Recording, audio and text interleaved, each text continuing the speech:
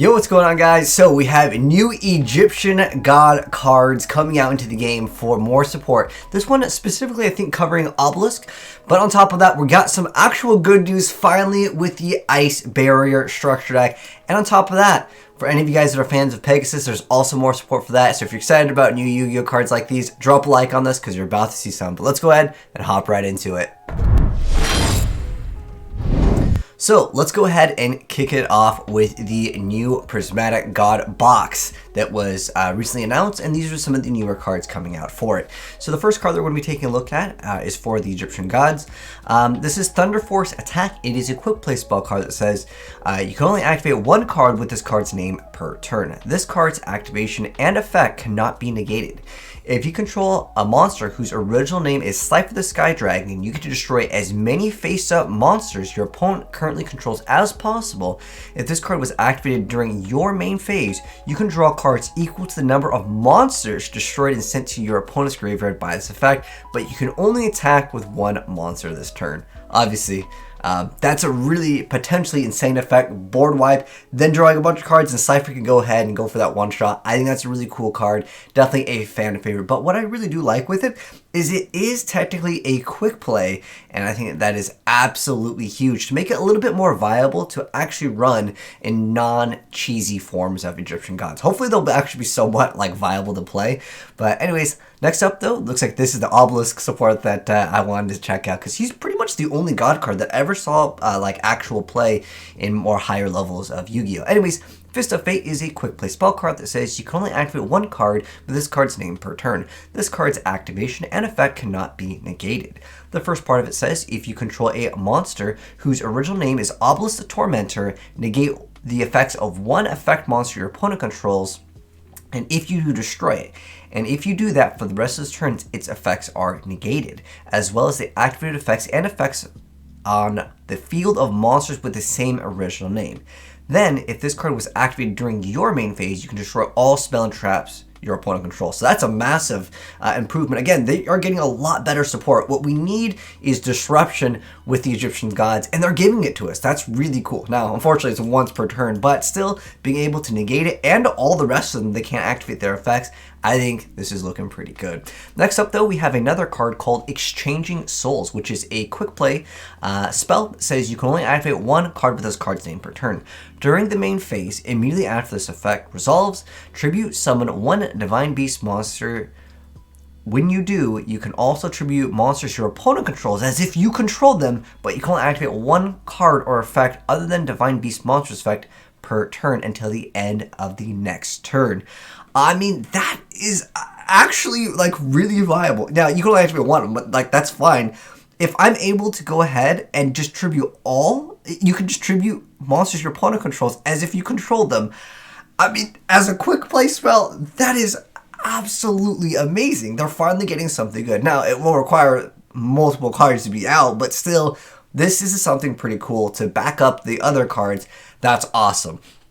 Next up, though, we have Golden Idol. This is a new Dark Spellcaster effect, level 1/0/0, and it says that you can only use this card's name second effect once per turn. The first effect is a once per turn quick effect. You get to look at your opponent's hand. Also, this card's name becomes 1000 Eyes Idol until the end phase. The second part of it says, if this card is banished or sent to the graveyard by a card effect, you can target one effect monster your opponent controls, equip it to one of your relinquished monsters or eyes restrict monsters that cannot be normal summoned or set. While that monster is equipped by this effect, the monster it is equipped to gains attack equal to the equipped monsters. Okay, this is kind of a cool card as well. I just think that this, as a quick effect, just looking at your opponent's hand is a huge advantage in Yu-Gi-Oh! I mean, there might be other ways where you can definitely mess around with like Dark Designator, where it's like you call a very specific card and they have to add it to their hand, then you can maybe like do Mind Crush. There might be some other cheesy ways to implement the Golden Idol into the game, so I think that that is very, very cool indeed. And also, with the Prismatic God box, which is going to have a lot of reprints of some of our favorite cards that are more so for the Egyptian gods, but we have the Winged Dragon of Ra, Immortal Phoenix getting its reprint. We have the Curse of Dragonfire. We have Relinquished over here, the Gaia, the Dragon Champion. Unfortunately, this whole archetype didn't really take off, but it's still there. These are, I think, more for collectors than anything. We also have Blue Eyes Ultimate Dragon. I wish we also got the alternate artwork in here. I'm hoping that we also will get that. I don't know if this is the exact artwork here, but I'm guessing that since it says PG, it should be the Prismatic God box, so that's probably going to be it.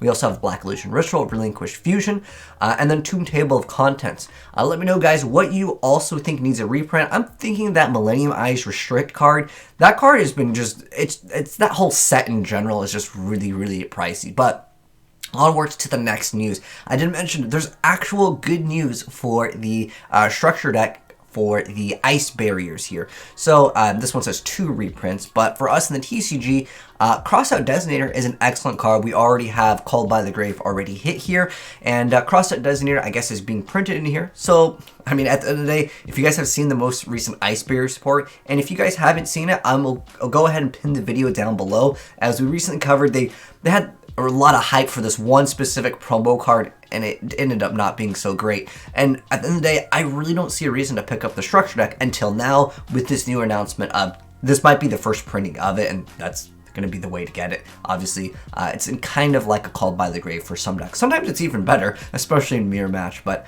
excellent card nonetheless. And then also, this is for Blazing Vortex. This is, I'm just going to do kind of a short brief overview of this, of like kind of what's coming out here. But on top of that, some of these have the finalized translation, so they might have separate wording on certain effects. Some of them actually might be a little bit different. But I'm just going to kind of do a little recap of like what's going to be actually here. So we have the Armed Dragon Thunder level 10. This is really hype. Unfortunately, I would not consider it on the like S tier on the meta side of things. But yeah, all of the Armed Dragons will be coming out over here. This is all, I guess, more so confirmation on some of the cards.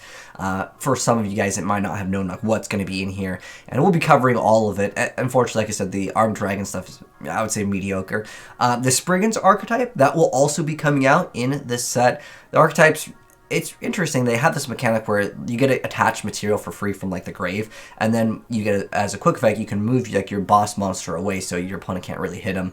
But overall, is it going to be S tier? I would say from the gameplay that I've already seen, and I have gameplay which will drop very soon, but I just wanted to get it against meta winning, but honestly, the deck is a little bit lackluster. You'd probably have to mix it in, and I've seen people mix it in with other Machina variants, but it's just not that insane. We also have a new Tri-Brigade support coming out. And this is, they also are, I guess, like showing off the rarity of some of these cards, but for the TCG, it's going to probably be different, so I'm not going to cover that, but it's just more showing off some of the cards. There's also the Security Force archetype. This is a newer archetype that, like I said, we'll get gameplay of everything here. I thought this was Magical Musketeer. Look at him. I mean, that screams Magical Musketeers all over it, but yeah, it's a Security Force card over here. And there are its own new archetype. The artwork looks cool too on them. And we also happen to have more Wind Witchers coming out for them as well in BLVO. And then there's the new Fabled stuff. The I've got a little beaver guy over here, and then there's also the new Metal Foes, which we all covered all of these in more recent videos, but there's a lot more stuff. And there's also the new Constellar, the Digital Bugs, those I would say a little bit meh. Mahavalo coming back is a little bit meh too. The Rebellious Lu Feng or Lu Bu, we actually just dropped gameplay of that. That's also going to be coming out in here. The new Machina stuff, the new Live Twin, Lilia Tree is going to be there. There's also the Skywing of the Rollins. I think this card's going to be pretty cool too. And then there's like some other like smaller stuff, but pretty much that would be what I would consider like the bigger stuff coming out. And I think this is a really fan favorite card, which we actually dropped a Halloween cosplay video too on the Skull Servants. And then there's also the Pink Ojama, which I have a lot of Ojama ABC. I keep on mentioning that. The thing is that when a new card comes out, I have to cover it ASAP. There's also the new Eldritch Conquistador.